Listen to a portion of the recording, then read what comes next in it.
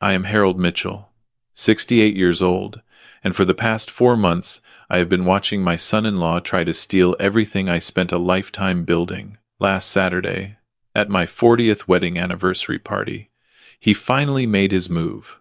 What he didn't know was that I had been waiting for this moment since March, and the champagne toast he had so carefully prepared was about to blow up in his face.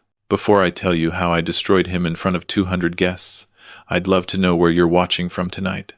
Drop your location in the comments. And if you believe that underestimating a man who spent 40 years cutting people open for a living is a very dangerous mistake, hit that subscribe button. The country club ballroom was decorated with white roses and silver ribbons. My wife, Eleanor, still beautiful at 65, was standing next to me in the dress our daughter had picked out for her. 200 people filled the room, former colleagues from the hospital, old medical school friends, neighbors we had known for decades. Everyone was there to celebrate 40 years of marriage, but I wasn't looking at them. I was watching my son-in-law Derek standing by the champagne table, his hand hovering over 2 specific glasses that had been set aside for the toast. He thought he was being subtle. He thought the centerpiece blocked everyone's view. He was wrong. My daughter Christine was beside him, laughing too loudly at something her mother-in-law Vivian said. Christine looked thin, too thin. The spark that used to light up her eyes was gone, replaced by something hollow and desperate. She hadn't been my Christine for almost 2 years now. Not since she married him. Derek picked up one of the glasses. His other hand went to his jacket pocket. I saw the slight movement of his fingers, the tiny white tablet dropping into the champagne, dissolving instantly. He smiled. It was the same smile he gave me at his wedding, when he shook my hand and called me Dad for the first time. It was the smile of a man who thought he was the smartest person in every room. He had no idea. The waiter began distributing the champagne for the toast. Eleanor squeezed my hand. She didn't know. I had kept her out of this because I needed her reactions to be genuine. I needed everyone's reactions to be genuine. Derek walked toward us, carrying 2 glasses. One for me, one for Eleanor. Dad, he said, handing me the glass meant to destroy my life. This is a special vintage. I had it brought in just for tonight. I took the glass. I looked at the bubbles rising through the golden liquid. Thank you, son, I said. That's very thoughtful. I watched him give the clean glass to Eleanor. I watched him return to his mother's side, his shoulders relaxed, his smile confident. He thought he had won. I excused myself to use the restroom. On my way back, I stopped by the table where my old friend George Patterson was sitting. George was 72, a retired anesthesiologist, and he had been my best man 4 decades ago. Harold, he said, grabbing my arm, beautiful party. Eleanor looks wonderful. George, I said, leaning close, I need you to do something for me. In exactly 3 minutes, I need you to stand up and propose a toast to Eleanor. Make it long, make it emotional. Can you do that? George looked confused, but he nodded. We had known each other for 50 years. He trusted me. I walked back to my spot next to Eleanor. Derek was watching me, his eyes tracking my every movement. I made sure to hold my champagne glass visibly, never setting it down. George stood up right on cue. If I may have everyone's attention, he called out, his voice carrying across the room. I want to say a few words about the lovely Eleanor Mitchell. Everyone turned to look at George, including Derek, including his mother Vivian, and in that moment, while 200 pairs of eyes were focused on my old friend telling a story about how Eleanor and I met at a hospital fundraiser in 1984, I made my move. I stumbled slightly. I reached out to steady myself on Derek's chair. My hand knocked against his glass of champagne, the one sitting on the table beside him. "Oh, I'm so sorry," I said, loud enough for people nearby to hear. "Clumsy old man?" "No problem, Dad," Derek said, not even looking at me. His attention was on George, on the toast, on the moment he thought was about to be his triumph. He didn't notice that when I straightened up, our glasses had switched positions. His clean champagne was now in my hand. My poisoned champagne was now sitting in front of him. George finished his toast. Everyone raised their glasses. "To Eleanor," 200 voices said in unison. We drank. I watched Derek over the rim of my glass. He downed his champagne in 2 gulps. eager to get to the next phase of whatever he had planned, probably expecting me to start slurring my words, acting confused, maybe collapsing entirely. Instead, I felt fine. And Derek, about 90 seconds later, did not. His face went pale. His hand went to his forehead. He swayed on his feet. "Derek?" Vivian grabbed his arm. "Derek, what's wrong?" "I don't," he mumbled. His words were thick, sluggish. "I feel—" He collapsed. Not a dramatic fall, but a slow crumble, his legs giving out beneath him as his mother screamed. "Someone call 911. A woman's voice cut through the chaos. "He's having a seizure." I stood there, my empty champagne glass in my hand, watching the man who had tried to destroy me convulsing on the country club floor. Christine ran to her husband's side. She was crying, hysterical. But I noticed something. She wasn't surprised. She was terrified. Yes, but not surprised. She knew. My daughter knew what was in that glass. The ambulance arrived in 8 minutes. The paramedics loaded Derek onto a stretcher, while Vivian wailed about her baby boy. Christine clung to his hand, sobbing. Eleanor grabbed my arm. "Harold, what happened? Is he going to be okay?" "I don't know, sweetheart," I said, "but I intend to find out." The emergency room waiting area was cold and sterile. I knew this hospital. I had operated in these halls for 35 years before I retired. The nurses recognized me. The security guards nodded as I passed. Vivian was pacing, her heels clicking against the tile floor. Christine was curled in a plastic chair, her mascara running down her cheeks. A doctor emerged, young, maybe 35. I didn't recognize him. He must have joined after I left. "Family for Derek Callahan?" We all stood. "He's stable," the doctor said. We pumped his stomach. "He's going to be fine." Vivian let out a sob of relief. "However," the doctor continued, "we found something concerning in his blood work. A high concentration of a drug called haloperidol. It's an antipsychotic, very powerful. This wasn't accidental." Vivian's relief turned to horror. "What are you saying?" "I'm saying someone drugged him." The doctor looked at each of us in turn. "The police have been notified. They're on their way." Christine's face went white. And that's when I knew, without any doubt, that my daughter had been part of this from the beginning. The detective's name was Margaret Chen. She was in her 50s, sharp-eyed, and clearly experienced. She interviewed each of us separately in a small conference room the hospital had provided. When it was my turn, I told her everything. I told her about the past 4 months, about what I had discovered, about what I had done. She listened without interrupting.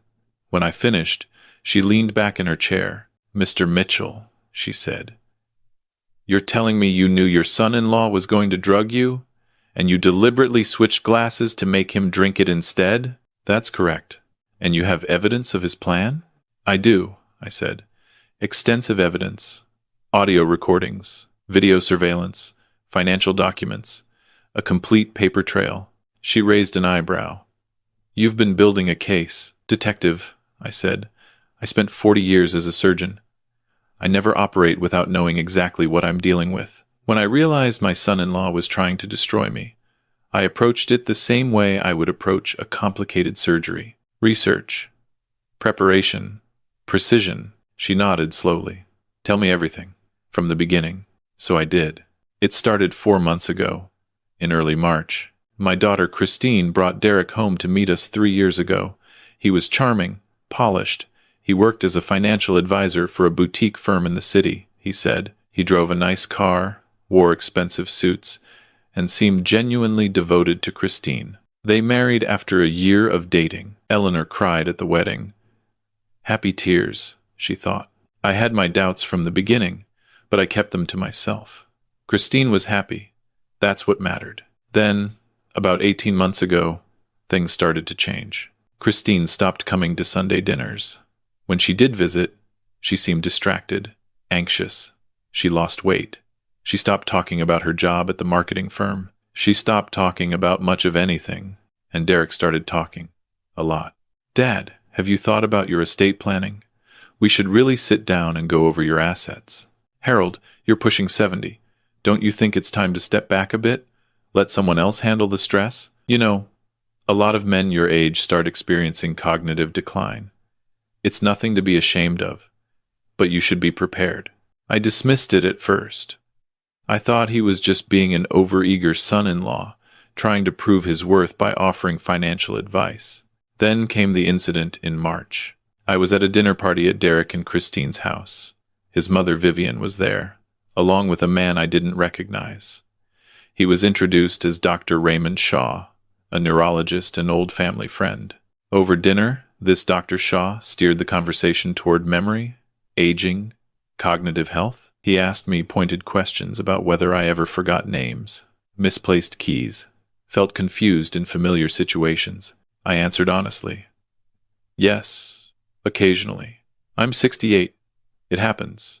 Dr. Shaw nodded gravely and suggested, very casually, that I might want to come in for a cognitive evaluation, just to be safe, just to establish a baseline. Something about his tone made me uneasy. That night, when I got home, I couldn't sleep. Something was wrong.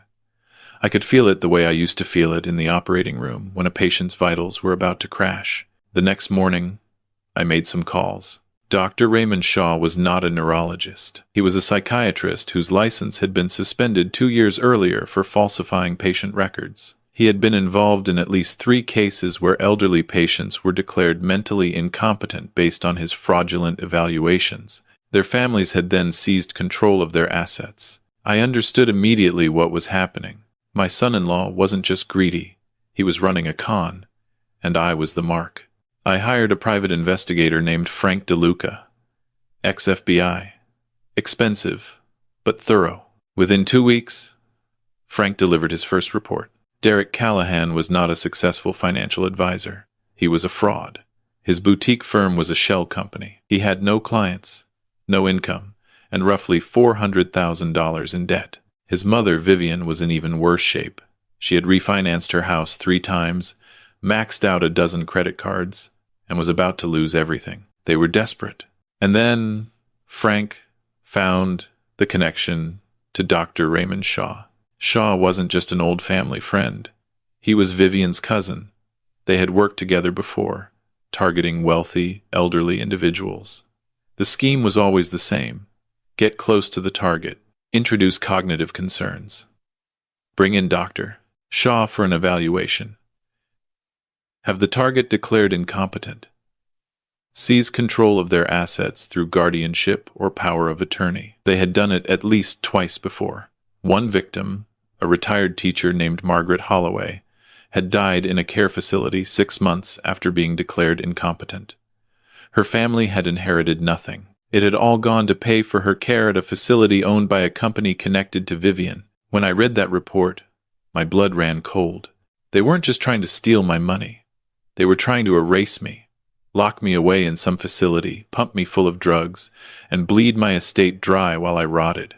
And my daughter, my Christine, she was either a willing participant or a victim herself, manipulated into compliance by the man she thought she loved. Either way, I had to act. For the next 3 months, I gathered evidence. Frank installed surveillance equipment in Derek and Christine's home. He recorded their conversations. He photographed their meetings with Dr. Shaw. He tracked their financial transactions. I learned everything. I learned that Derek had been putting small amounts of haloperidol in my coffee during Sunday dinners, just enough to make me slightly confused, slightly forgetful. He was building a case, creating a pattern of behavior that would support Dr. Shaw's eventual diagnosis. I learned that they planned to accelerate the timeline around my anniversary party. Too many people asking questions. Too much scrutiny on Derek's failing finances. They needed to move fast. I learned that Christine knew. She wasn't a victim. She was complicit.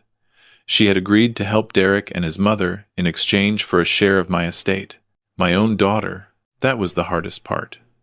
Not the betrayal itself, but the realization that the daughter I raised, the little girl who used to help me in the garden and fell asleep on my shoulder during long car rides, had become someone capable of destroying her own father for money.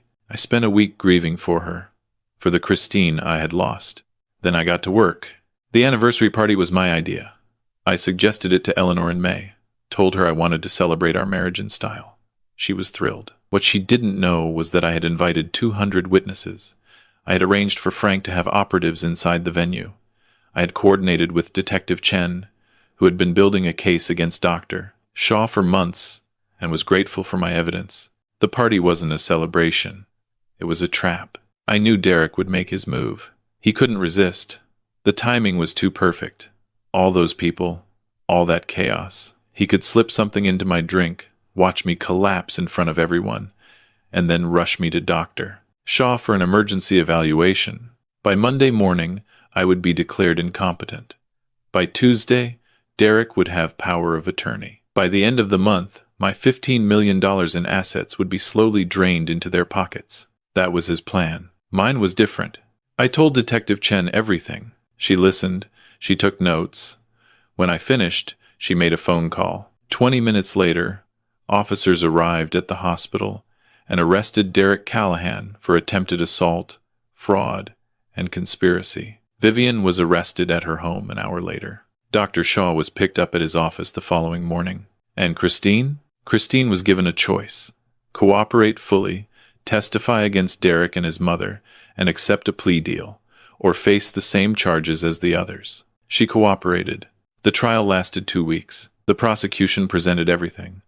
Frank's surveillance footage, the financial records, the audio recordings of Derek and Vivian discussing their plan to have me declared incompetent. The most damning evidence was a recording from the night before the anniversary party. Derek, Vivian, and Dr. Shaw, sitting in Derek's living room, going over the final details. Derek's voice, clear as day. Tomorrow night, the old man collapses in front of 200 people. Shaw declares him unfit. We file for emergency guardianship on Monday. By next week, we control everything. Vivian, laughing. And Eleanor? Derek, cold. She goes along with it, or she goes to a facility too. Either way, we win. The jury deliberated for less than 4 hours. Derek was convicted on all counts. He got 15 years. Vivian got 12. Dr. Shaw, whose previous victims were finally getting justice, got 22. Christine, because she cooperated and testified, got 3 years of probation and mandatory therapy. I haven't spoken to her since the verdict. Sometimes Eleanor asks if I'll ever forgive her. I don't know the answer. The daughter I loved is gone. The woman who conspired to lock me away, to steal everything her mother and I built together, that's not someone I recognize. Maybe someday. Maybe never. What I do know is this. They looked at me and saw an old man. They saw gray hair and wrinkled hands and 70 years of living. They thought age meant weakness. They thought retirement meant surrender. They were wrong.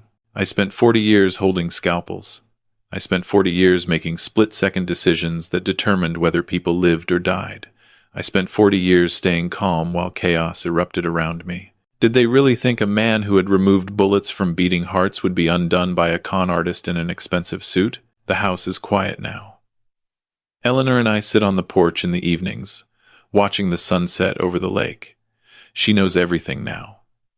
It was hard for her, learning what Christine had become, but we're getting through it together. 41 years of marriage next month. I'm thinking of throwing a party. If you're watching this, and you know someone who might be targeted by people like Derek and Vivian, share this story. These predators exist. They target the elderly because they think we're vulnerable. They think we're weak. Show them they're wrong. Before I go, I want to share something. A few weeks after the trial, I received a letter. It was from Margaret Holloway's grandson.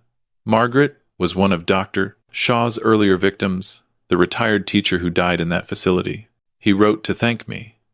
He said that because of my testimony, investigators reopened his grandmother's case. They found evidence of fraud, of abuse, of systematic theft. Her remaining assets were recovered and returned to her surviving family. Margaret Holloway finally got justice. I keep that letter in my desk drawer. I read it sometimes when I'm feeling tired, when I wonder if all of this was worth it. It was. If you or someone you know is being pressured by family members about mental capacity, about finances, about signing over control, pay attention, trust your instincts, get help, and never, ever underestimate the old man in the room. I folded the letter and placed it back in the drawer. Eleanor called from the kitchen. Dinner was ready. I stood up, my joints creaking in the way they do at 68, and walked toward her voice. The sunset through the window was beautiful, and I was still standing,